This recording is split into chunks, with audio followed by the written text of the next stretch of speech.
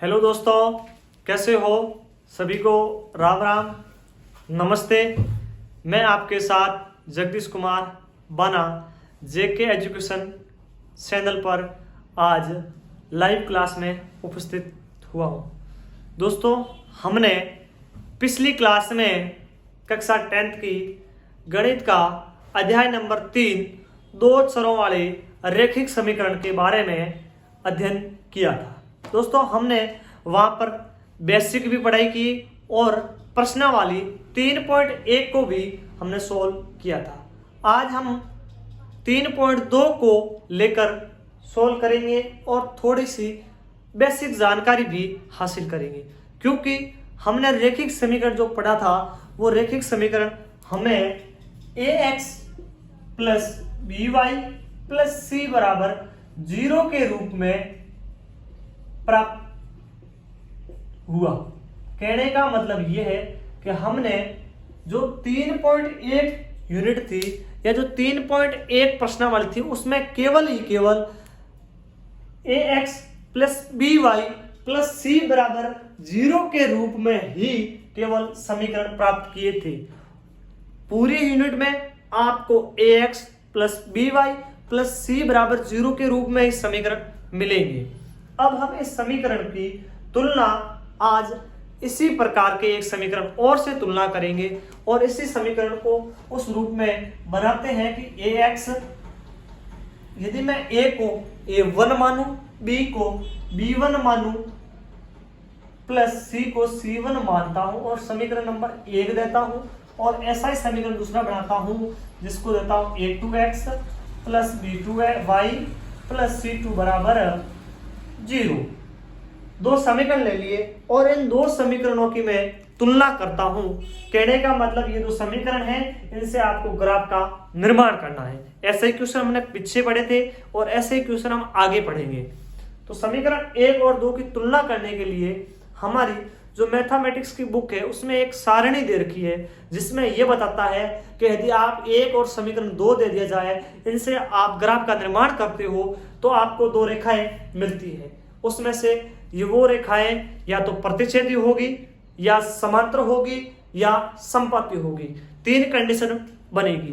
तो 3 कंडीशन कब बनेगी, उनके हल कितने होंगे, वो पता लगाने के लिए मैं समीकरण 1 और 2 की क्या करता हूं, तुलना करता हूं। कहने का मतलब समीकरण 1 व 2 की तुलना करने पर मैं तुलना करता हूं।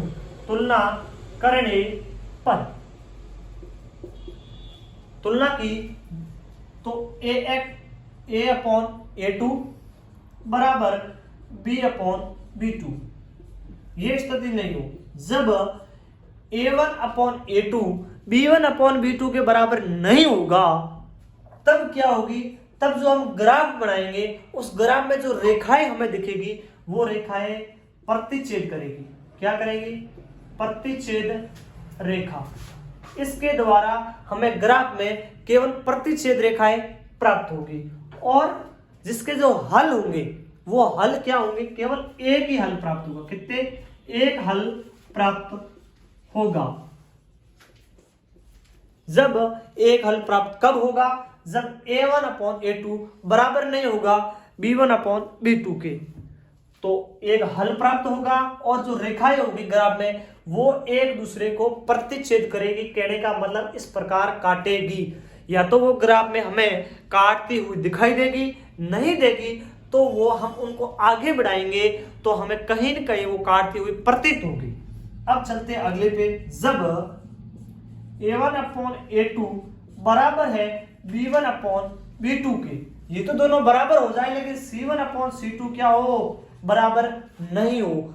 a1 अपॉन a2 तो बराबर है, c1 अपॉन c2 बराबर नहीं होगा तो रेखाएं क्या होगी, समांतर रेखाएं बनेगी। कैसी बनेगी? समांतर रेखा बनेगी और इस स्थिति में कोई हल नहीं होगा। क्या नहीं होगा? कोई हल नहीं होगा। कहने का मतलब यह है कि उन दो समीकरण से हम कोई हल प्राप्त नहीं कर सकते और उन दो समीकरणों से जो रेखाएं बनेगी, जो ग्राफ बनेगा, उस ग्राफ में आपको रेखाएं समांतर दिखेगी जो कभी भी एक दूसरे को कभी भी प्रतिच्छेद नहीं करेगी।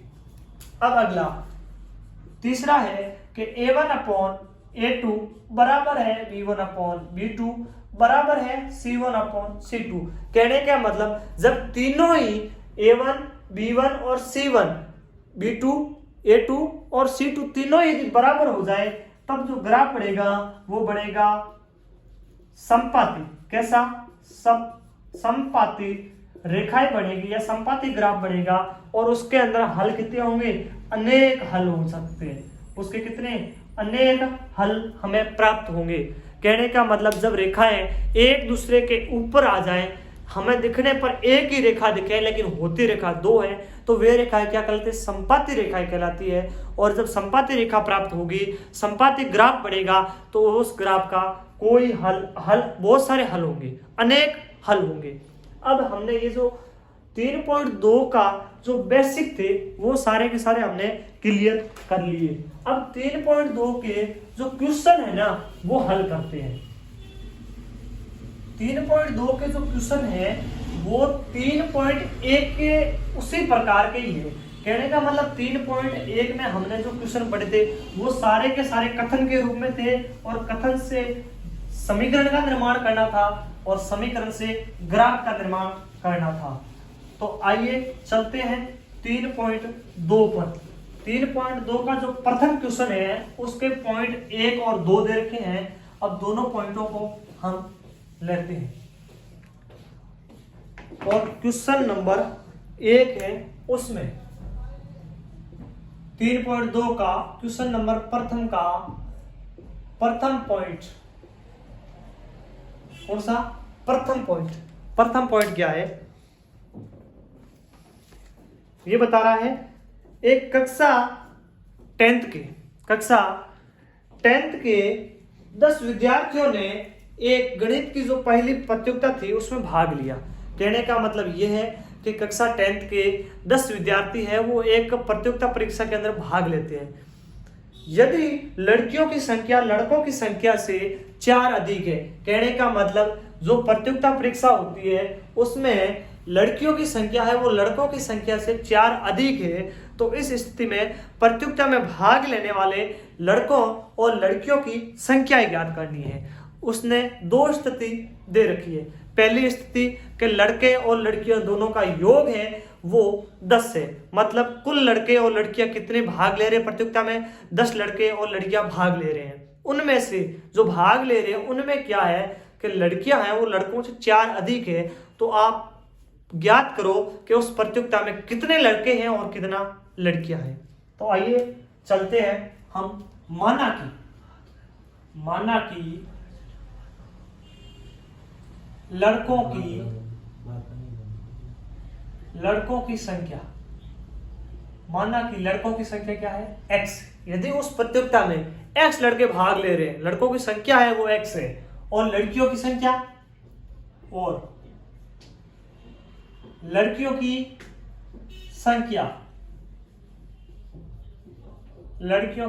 है वो है y। उस प्रतियोगिता के अंदर x लड़के भाग ले रहे हैं और y लड़कियां भाग ले रही है, तो प्रथम स्थिति में क्या बन जाएगा? प्रथम स्थिति में यह बढ़ेगा कि उसने कह रखा है कि कुल विद्यार्थी है वो कितने हैं? 10 विद्यार्थी ले रहे हैं। कहने का मतलब उसमें लड़कियां और लड़का दोनों का योग कितना होगा? 10 के बराबर। तो x प्लस y बराबर 10। समीकरण नंबर 1 सीधा ही बढ़ गया। अब दूसरी स्थिति, सेकेंड स्थिति में क्या बढ़ता है? सेकेंड स्थिति में बढ़ जाएगा, यह बता रहा है कि लड़कियों की संख्या लड़कों से अधिक है, लड़कियों की संख्या लड़कों से अधिक है। अब किसके अधिक है? x लड़के हैं बराबर y लड़कियां हैं। लड़कियां हैं वो लड़कों से अधिक है। कितनी अधिक है? 4 है। तो हम लड़कों के पक्ष के अंदर 4 जोड़ देंगे। कहने का मतलब लड़के हैं उस पक्ष में हम 4 जोड़ देंगे तो वो लड़कियों के बराबर हो जाएंगे। लड़कों से 4 अधिक है तो हम जो 4 है वो लड़कों के साथ जोड़ देंगे तो लड़कियों के बराबर बन जाएंगे, दोनों का मान बराबर। तो अपने पास समीकरण दूसरा बन गया x प्लस 4 बराबर y।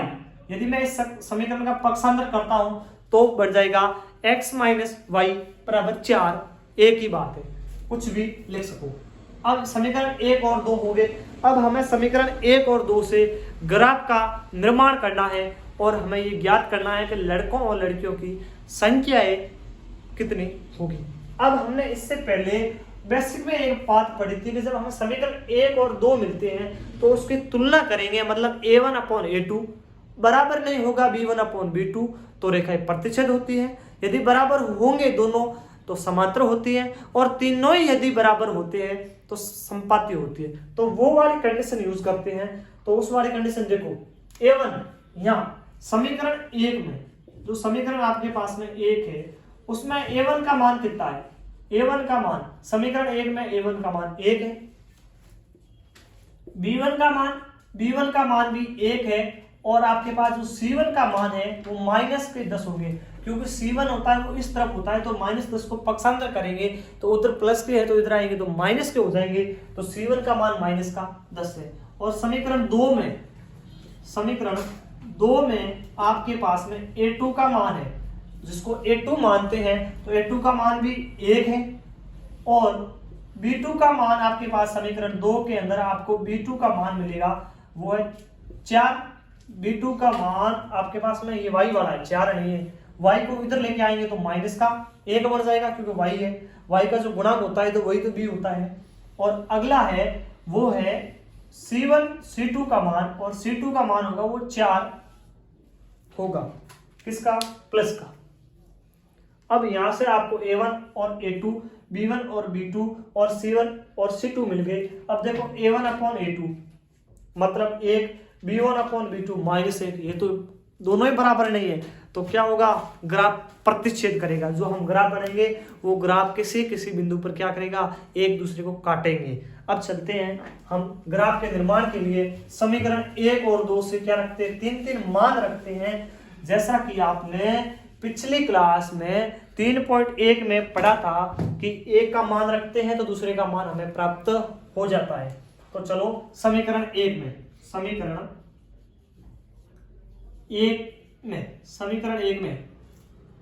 x + y = 10, ये अपने पास में समीकरण 1 में है। यदि मैं यहां से x या y किसी एक का पक्षांतर करता हूं तो एक का मान मुझे प्राप्त हो जाएगा। मैं यदि y का पक्षांतर करता हूं तो x = 10 - y। अब मैं रखता हूं y बराबर मैं 2 रखने पर, y बराबर मैंने 2 रखा तो मेरे पास में x = 10 - 2 यानी 8 आ गया। कितना आ गया, 8 आ गया। दोबारा y बराबर 3 रखने पर, तो मेरे पास में x का मान x = 10 - 3 यानी 7 आ गया। जब y = 4 रखने पर, y का मान मैंने 4 रखा तब मेरे पास में x = 10 - 4 यानी 6 आ गया। अब चलते हैं अगले समीकरण नंबर 2 में। समीकरण नंबर 2 में क्योंकि हमने एक समीकरण के अंदर हमें 3 मान रखने हैं। हमने पहले समीकरण 1 में y का मान 2 रखा, फिर y का मान 3 रखा, फिर y का मान 4 रखा, और हमें 3x के मान अलग अलग प्राप्त हो गए। जब y का मान हमने 2 रखा था तब हमारे पास में x का मान 8 प्राप्त हुआ। जब y का मान हमने 3 रखा था तब हमने x का मान हमें 7 प्राप्त हुआ, और जब y का मान हमें 4 रखा था तब हमें x का मान 6 प्राप्त हुआ। अब हम चलते हैं समीकरण 2 में, और समीकरण 2 क्या है आपके पास में, x + 4 = y। तो मैं यहाँ से y का मान है तो x का मान रखूंगा तो y का मान सीधे ही प्राप्त हो, इसको पक्षांतर करने की आपको जरूरत है नहीं। तो यहाँ पर x बराबर यदि मैं 1 रखता हूँ या x = 2 रखता हूँ तो y का मान मुझे प्राप्त हो जाएगा। x = 1 रखने पर तो x + 4 मतलब 1 + 4 = y, मतलब y बराबर कितने प्राप्त हो जाएंगे, y बराबर 5 प्राप्त हो गए। जब मैंने किसका मान रखा, x का मान। अब x = 2 रखने पर, जब x का मान मैं क्या रख रहा हूं, 2 रख रहा हूं, तो 2 + 4 = y, तो y का मान y बराबर 2 + 4 कितने हो गए, 6 हो गए। अब इसी प्रकार x बराबर 3 रखने पर, x का मान कितना रखने पर, 3 रखने पर, तो y बराबर 3 + 4 यानी 7 प्राप्त हो गए। अब ये जो तीन समीकरण, तीन जो मान बने हैं, इन तीनों मान से हम क्या करेंगे, ग्राफ का निर्माण करना है। प्रथम समीकरण की सारणी बना लेते हैं। x + y, x का मान क्या है, x का मान प्रथम में जब हमने y का मान 2 रखा तब x का मान हमारे पास में 8 प्राप्त हुआ। जब हमने y का मान 3 रखा तब हमारे पास में x का मान 7 प्राप्त हुआ। जब हमने y का मान 4 रखा तो x का मान 6 प्राप्त हुआ। दोबारा जो समीकरण 2 की जो हल किया था उसकी सारणी यहां बना लेते हैं, क्योंकि आगे हमें ग्राफ बनाने में आसानी होगी। x y, दूसरे में हमने किसका मान रखा था, x का मान रखा था, x का मान 1 रखा। x का मान जब 1 रखा तब y का मान हमें कितना प्राप्त हुआ, 5 प्राप्त हुआ। x का मान 2 रखा तब y का मान 6 प्राप्त हुआ, और जब x का मान 3 रखा था तब y का मान 7 प्राप्त हुआ। हमारे दोनों से हमें समीकरणों से हमें क्या मिल गया, सारणी तैयार हो गई, और इस सारणी से हम क्या कर देंगे, ग्राफ का निर्माण कर देंगे। तो आइए चलते हैं ग्राफ का निर्माण करने के लिए।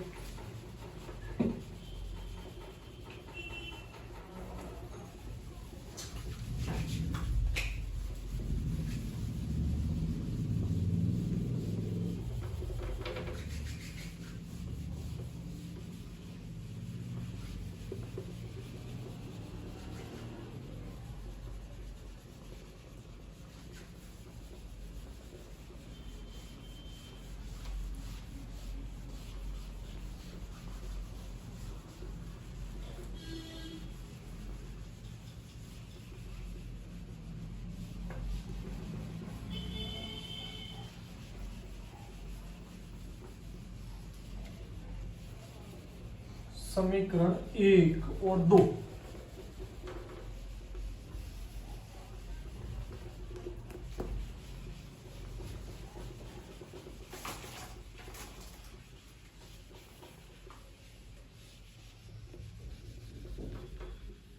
ग्राफ हमेशा देख लीजिए पेंसिल से ही बनाना है, पेन से कोई नहीं बनाएगा, ये बात ध्यान रखें।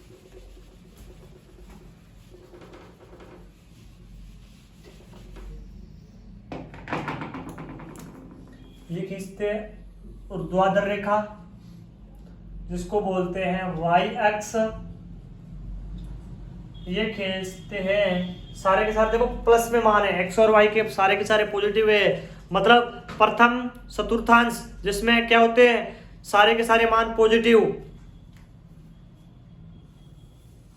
ये वाला इस चतुर्थांश में आएगा ना,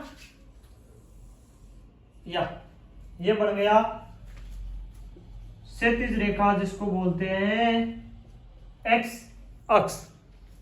ये अपना हो गया मूल बिंदु 0,0, ये वाई एक्स माइनस में, ये एक्स अक्ष माइनस में।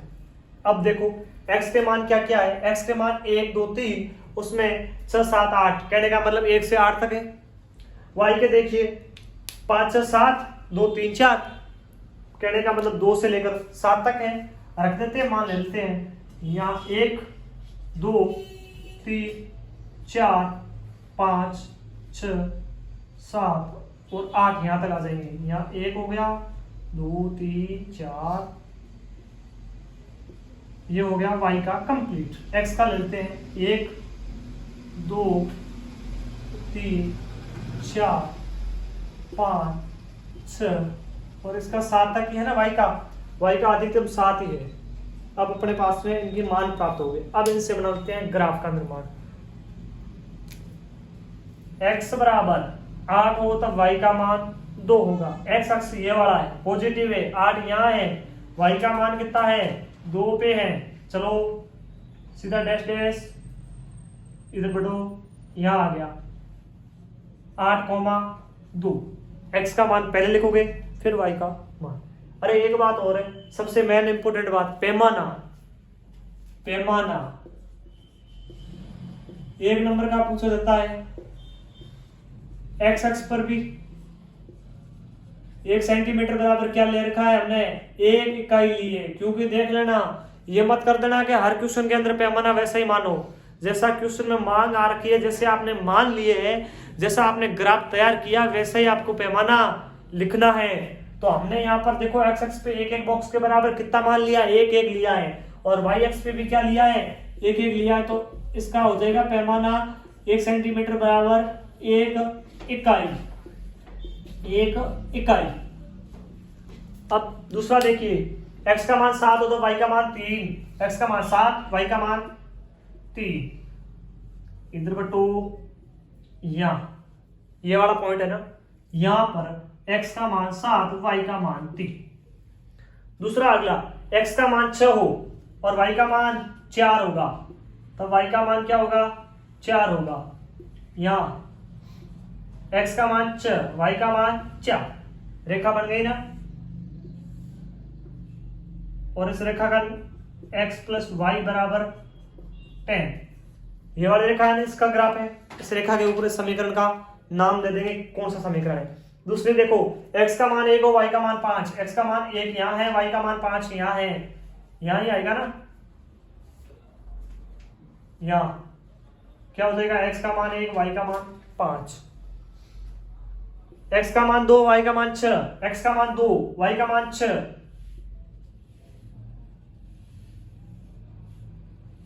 x का मान 2, y का मान 6।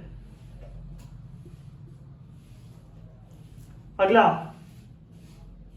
x का मान 3, y का मान 7, x का मान 3, y का मान, x का मान 3, y का मान 7।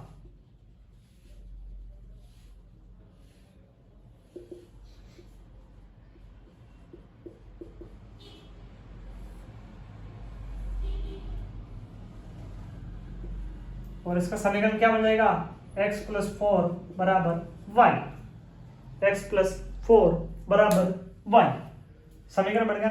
अब ये रेखाएं प्रतिच्छेद हो रही है, आपको दिख रही है। अब ग्राफ के अंदर तो आपको प्रतिच्छेद होती नहीं, प्रतिच्छेद नहीं हो रही है, लेकिन जब इनको आगे बढ़ाऊंगा, कहने का मतलब इस रेखा को यदि आगे बढ़ाऊंगा तो ये एक बिंदु पर तो प्रतिच्छेद होगी ना। तो यही तो बात है कि कहां पर प्रतिच्छेद हो रही है, वो वाली बात इंपॉर्टेंट है। और आप देख सकते हो कि लगभग कहां होगी, देखो यहाँ इस बिंदु पर चल जाओ, इसको यदि आगे बढ़ाओ ऐसे, तो कहां हो सकती है। x का मान देखिए 3 के आसपास और y का मान 7 के आसपास। कहने का मतलब x हमने क्या माना था, x माना था हमने लड़कों की संख्या और y लड़कियों की। तो लड़कियों की संख्या, लड़के कितने होंगे, 3 होंगे। x का मान 3 पे आ रहा है, शायद अनुमानित है क्योंकि पूर्ण नहीं बता सकते, ग्राफ है। ग्राफ अपने पास में ये बोर्ड है, यहाँ पर ये इसके मान होते हैं वो बराबर नहीं होते। यदि ग्राफ होता तो उसमें हम पूर्ण रूप से सही बता सकते थे कि कहाँ पर प्रतिच्छेद कर रही है। यदि आपके पास ग्राफ है तो आप बना के देखिए, आपको वैसा ही मिलेगा जैसा यहाँ। तो 3 और 7 मिलेंगे, लड़कियां हो जाएगी वो 7 हो जाएगी, लड़के 3 होंगे। ये कन्फर्मली है, ग्राफ उस पर उसी बिंदु पर प्रतिच्छेद करेंगे। यदि नहीं करता है तो कहीं न कहीं आपने बनाते समय गलती की है। ये क्वेश्चन नंबर 1 का प्रथम पॉइंट कंप्लीट हो गया है। अब क्वेश्चन नंबर 1 का एक और भाग है, दूसरा क्वेश्चन नंबर 1 का ही है, वो देखो। क्वेश्चन नंबर 1 का दूसरा पॉइंट है, वो देखो। उसमें कुछ पिछले जो 3.1 में जैसा पढ़ा था ना, वैसा ही कुछ है।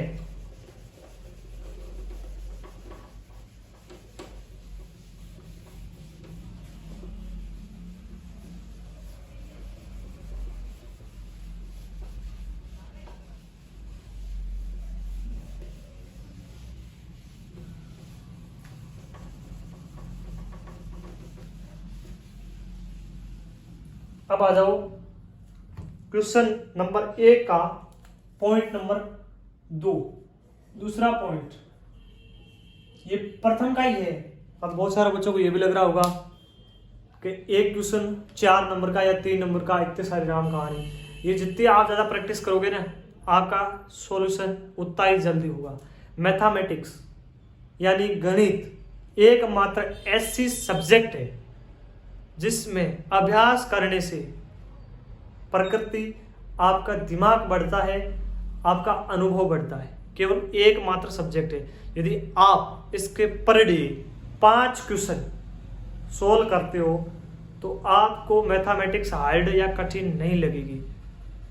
कन्फर्मली है, आपको रोज मैथमेटिक्स प्रयास से समझी जाती है, क्योंकि बाकी वाले सब्जेक्ट आप उसको रट सकते हो, याद कर सकते हो, समझ सकते हो। मैथमेटिक्स समझने के साथ साथ अभ्यास जरूरी है। यदि आपको समझ आ जाता है लेकिन यदि आपने अभ्यास नहीं किया तो गलतियां होगी। इसीलिए एक ही ऑप्शन है, कहने का मतलब एक ही आपके पास तरीका है मैथमेटिक्स को सॉल्यूशन करने का, वो है अभ्यास। इसीलिए अभ्यास जरूरी है। और जितने ज़्यादा हो सकेंगे मैं जेके एजुकेशन चैनल पर आपको जो भी यूनिट चल रही है उसके अंतिम वीडियो में बहुत सारे क्वेश्चंस डालूंगा, जो क्वेश्चंस आपके जिस यूनिट से संबंधित होंगे, जो चल रही है उससे संबंधित होंगे, उनको आप अभ्यास करना, उनका सॉल्यूशन भी मैं जेके एजुकेशन चैनल पर उपलब्ध करवाऊंगा। इसीलिए तैयारी, मेहनत और लगन एक साथ होगा तब सफलता हासिल होती है। अब आओ 2 नंबर क्वेश्चन। क्या है आपका 2 नंबर? प्रथम का ही पॉइंट 2, ये पहले वाले क्वेश्चन की तरफ ही है।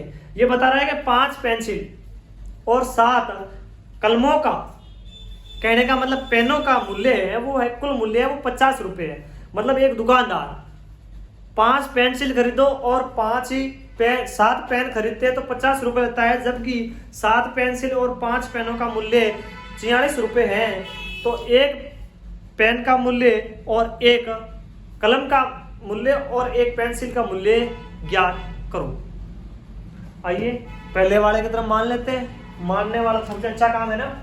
माना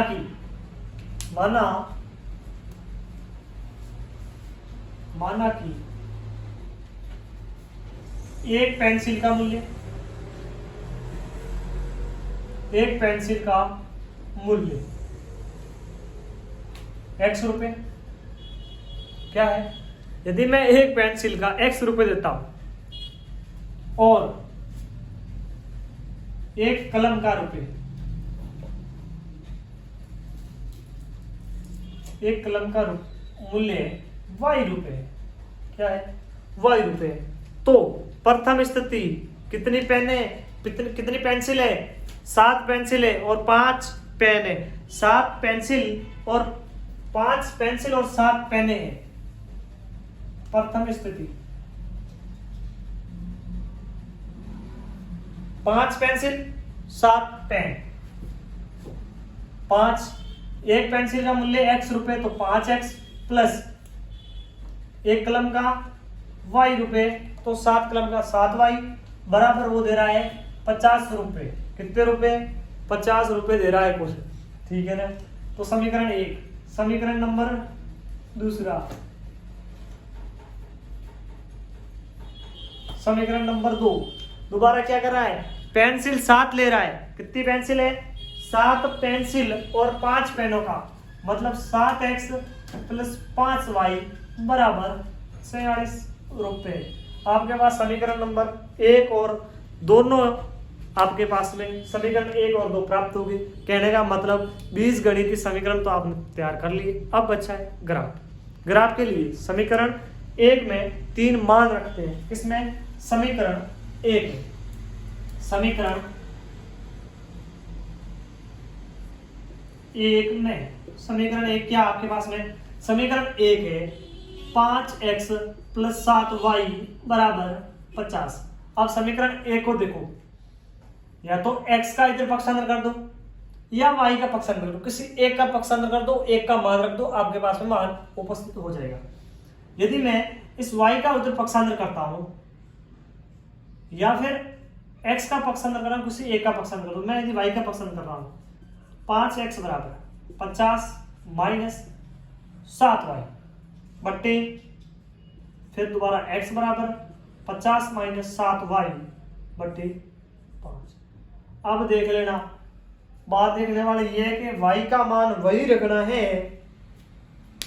जो फिर बाकी करने पर या घटाने पर 50 से 5 से क्या हो, विभाज्य हो, तो आपके पास में जो मान आएंगे ना वो मान क्या होंगे, ग्राफ में अंकित हो पाएंगे, या फिर आपके पास में मान आएंगे वो पॉइंटों में आएंगे, जिसकी वजह से आपको ग्राफ में कुछ समस्या आएगी, दिक्कत आएगी पॉइंट करने पर। इसलिए देखो मैं y की जगह पर क्या रखूं, यदि y की जगह पर 1 रखता हूं, कितना 1, तो मेरे पास में y का मान 1 आएगा, तो 7 हो गए माइनस उन 50 में से पीछे कितने बच जाएंगे, 43, 5 से विभाजन नहीं होता, तो y का मान क्या रखे, y का मान यदि मैं 5 रख दूं, किसका, तो 7 पंजे 35, 5 रखने पर 35 आते हैं ना, तो ये 5 ही रखते हैं, तो y बराबर 5 रखने पर y का मान 5 रखा, तो x बराबर 50 माइनस 7 गुणा 5 बट्टा 5, तो अपने पास में आ गया 50 माइनस 7 पंजे 35 बट्टा 5, 50 में से 35 गए, पीछे बच गए x बराबर 15 बट्टा 5, यानी x का मान 3। जब मैंने y का मान 5 रखा तब x का मान कितना आया, 3 आया। अब दोबारा y का मान मैं क्या रखूं कि फिर वापस 5 से विभाज्य हो, y का मान क्या रखें, 4 रखें,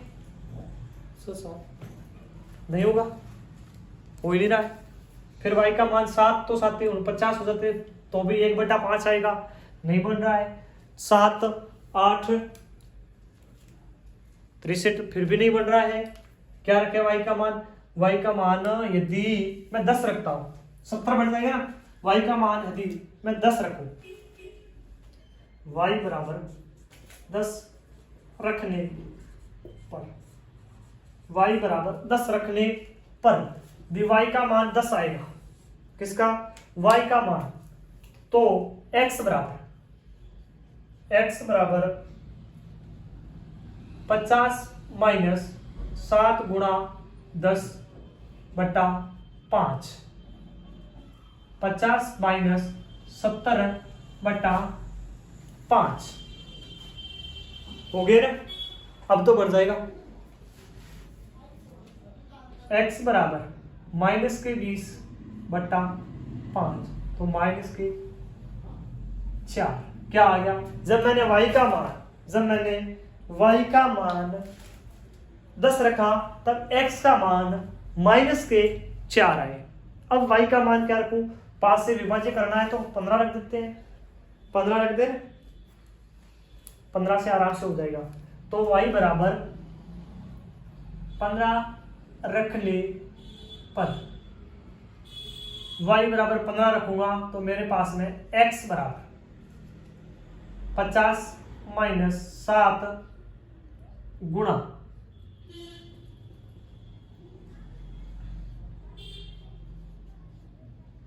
15/5, ये बढ़ जाएंगे 50 माइनस 105/5, क्योंकि 15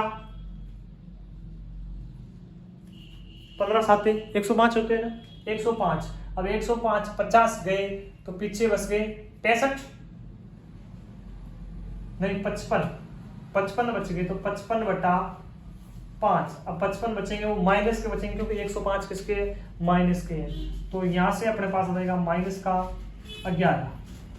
जब मैंने y का मान 15 रखा तब मेरे पास x का मान -11 आ गया। अब इनसे क्या बन गई, एक सारणी बन गई। कहने का मतलब एक सारणी का निर्माण हो गया है, और x का मान आ रहा है माइनस में, तो x का मान माइनस वाला इस चतुर्थांश में आएगा। तो यहाँ सारणी बना लेते हैं हम इस समीकरण के द्वारा।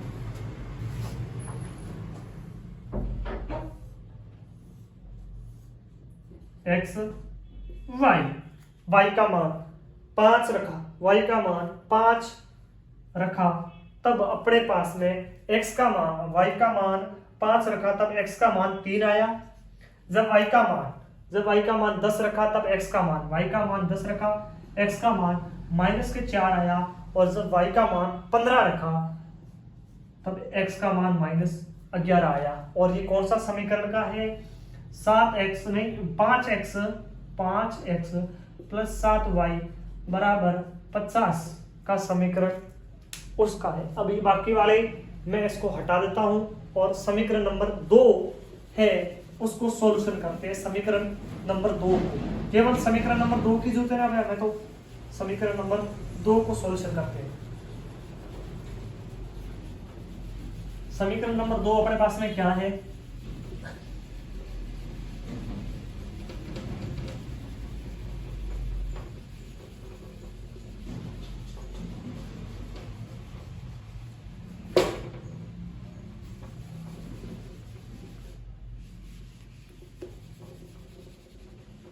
समीकरण नंबर 2 है 7x प्लस 5y बराबर 46। समीकरण नंबर 2 में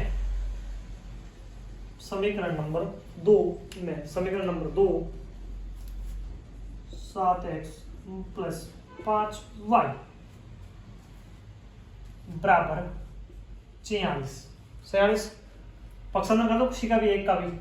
5 से करोगे तो भी 7 वाला वही करो, तो 5y बराबर 46 माइनस 7x और y बराबर 46 माइनस 7x अपॉन 5, ये बन गया।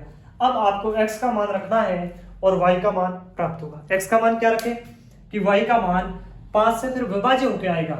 यदि x का मान 1 रखेंगे तो 7 हो जाएंगे, तो होगा नहीं, क्योंकि ये 46 में से गई तो पीछे 39 बच जाएंगे। 39 में 5 का भाग नहीं जाता। यदि मैं 14 रखूं फिर भी नहीं होगा, 14 से भी 6 नहीं बढ़ेगा।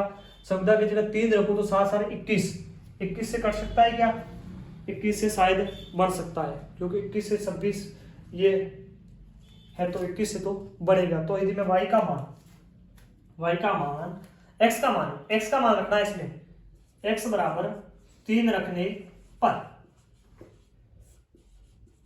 रखने पर x का मान 3 रखूंगा तो y बराबर 46 माइनस 3 7 गुणे 3 बट्टे 5 तो अपने पास में अगला बन जाएगा y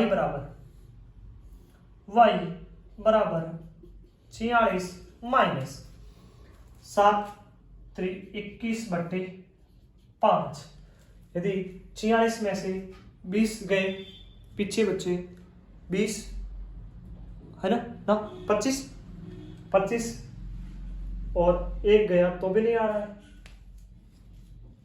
अच्छा हाँ, 46 40 45 में से 20 जाते हैं। यदि 45 माइनस 46, 5 बच गए और 2 बच गए, 25 बट्टे 5 यानी कितना आ गया? 5 आ गए। यदि x बराबर मैंने x का मान कितना रखा? x का मान 3 रखा, तो y का मान कितना आ गया?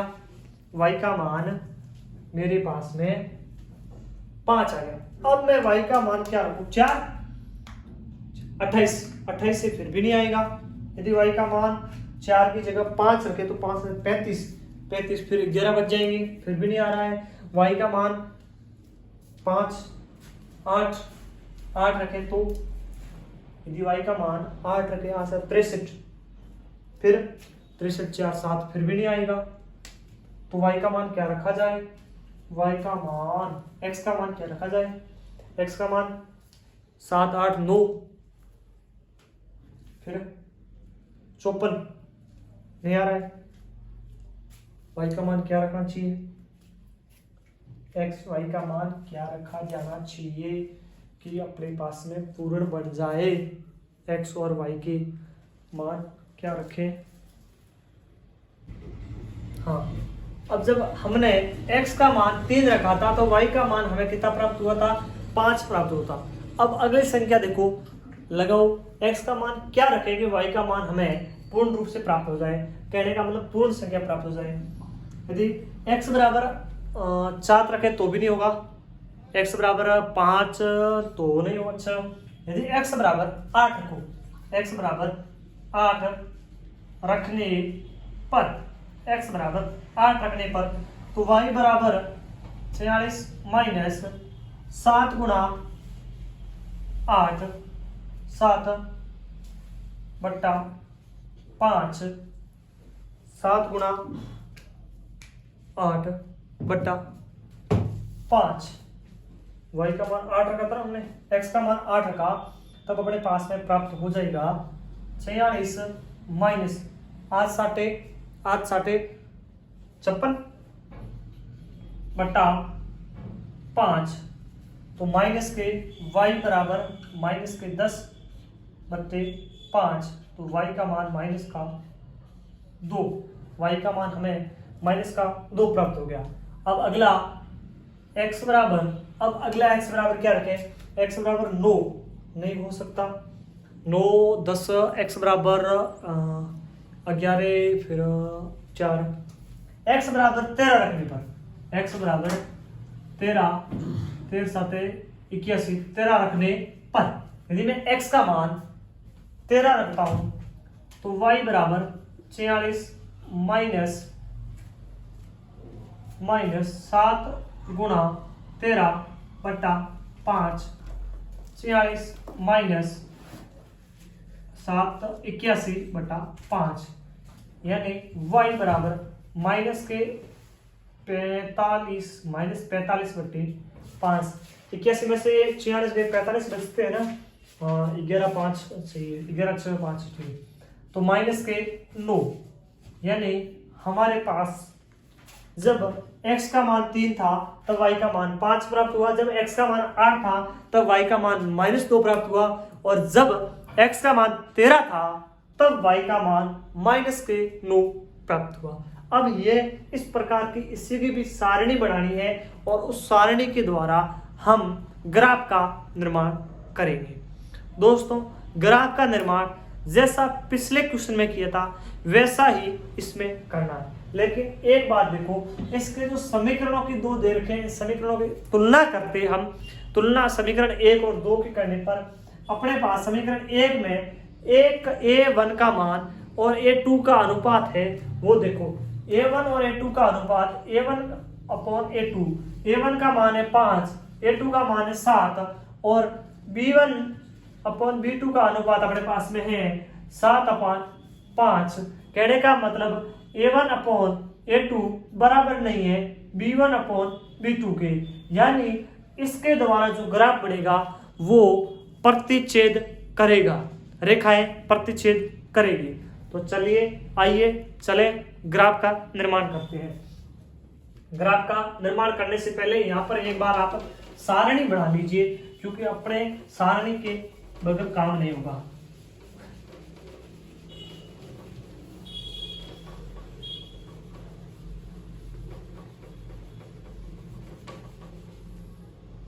इसकी सारणी बना लेते हैं, अपने पास में ये है,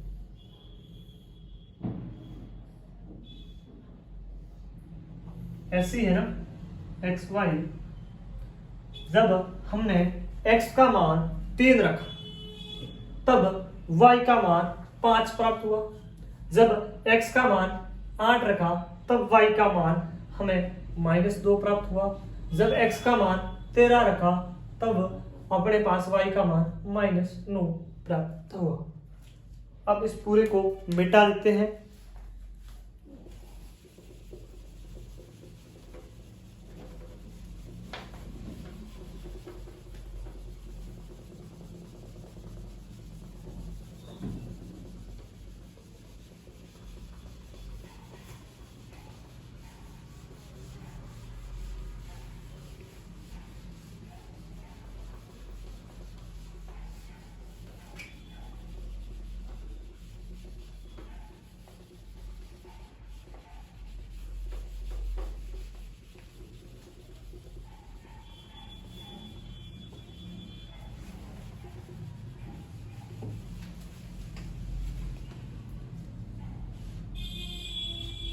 क्या हो?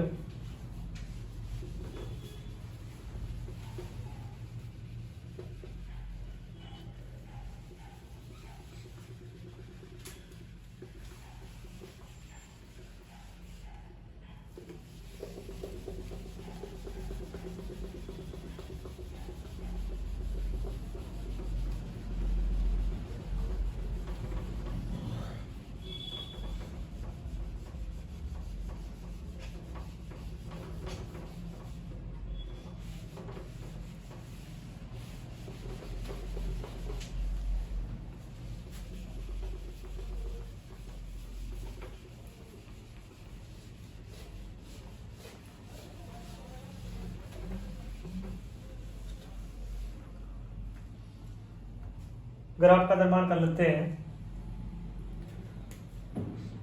ग्राफ आपके y का मान भी माइनस में है, तो y का मान माइनस में इस चतुर्थांश में आएगा और x का मान प्लस में आएगा, तो इस चतुर्थांश की जरूरत पड़ेगी एक, और x का मान माइनस वाला है, ये भी चतुर्थांश जरूरत पड़ेगी, और x और y मतलब x का मान प्लस में ये वाले और चतुर्थांश दोनों की जरूरत पड़ेगी। ऐसा बना देते हैं।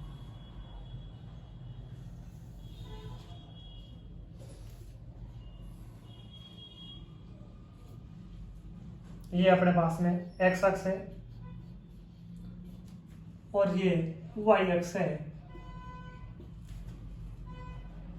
ये माइनस का, ये भी माइनस का, ये प्लस के, ये अपने पास में निर्देशांक है 1 2 3। अब देखो x अक्ष पे कितने मान है, अधिकतम माइनस से प्लस से लेकर माइनस की तरफ दोनों के मैच हो रहे हैं ना, तो हम यहाँ से आप गैप ले लेते हैं, बड़ा बड़ा ले लेते हैं, 3 3 का गैप बना लेते हैं, 3 3 का गैप। पैमाने में हम 3 3 का गैप ले लेंगे। अब बना लेते हैं इसका सबसे पहले पैमाना। क्या पैमाना x अक्ष पर,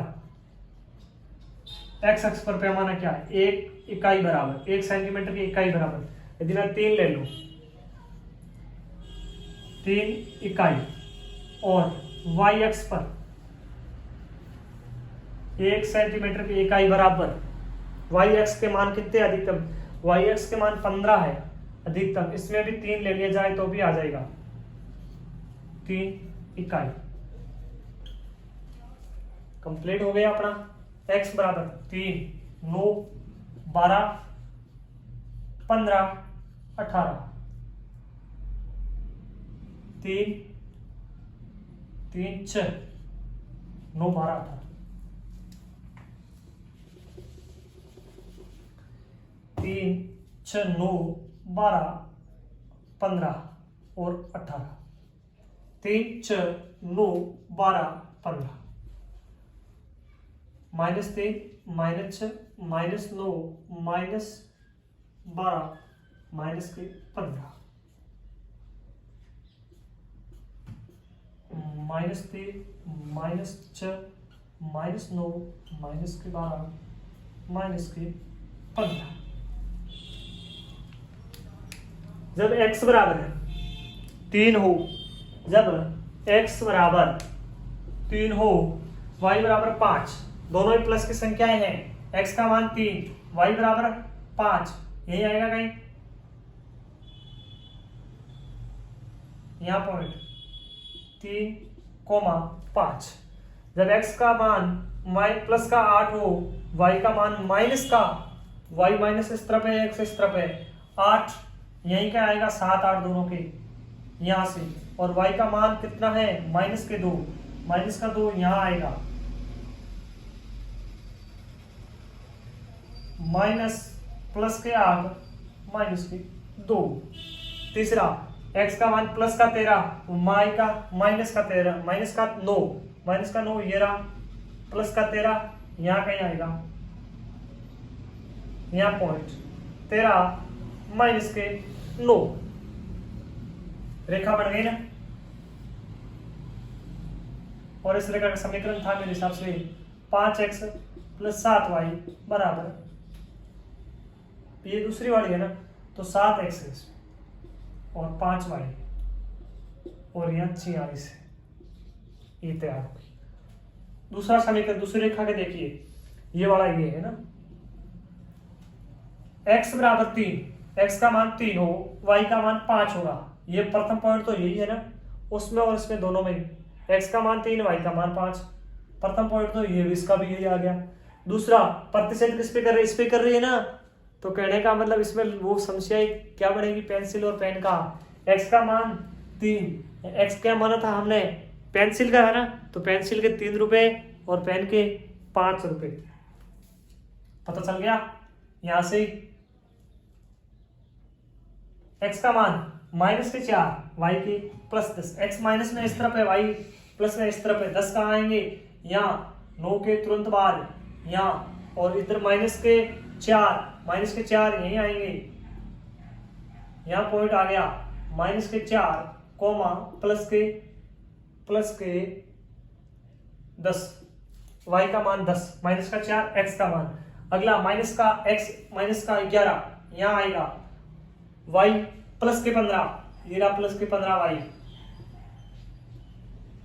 यहाँ पॉइंट आएगा माइनस के 11 प्लस के 15, ये प्रतिच्छेद करेंगे और वो बिंदु हो जाएगा, प्रतिच्छेद वाला आपका जो बिंदु है वो होगा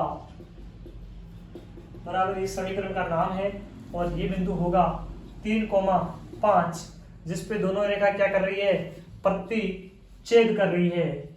यानी जो हमने कल्पना की थी, हमने माना कि पेंसिल का मूल्य, सबसे पहले पेंसिल का माना था कि x है, तो x का मान 3 आ रहा है, तो पेंसिल का जो मूल्य होगा वो 3 हो जाएगा, एक पेंसिल का x बराबर 3, और कलम का मूल्य हो जाएगा वो y का मान 5 आ रहा है दोनों में, तो 5 हो जाएगा।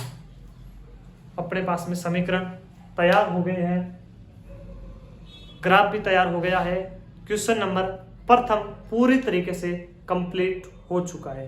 अब हम चलते हैं क्वेश्चन नंबर 2 की तरफ। Question number 2 next class next day. Thank you very much.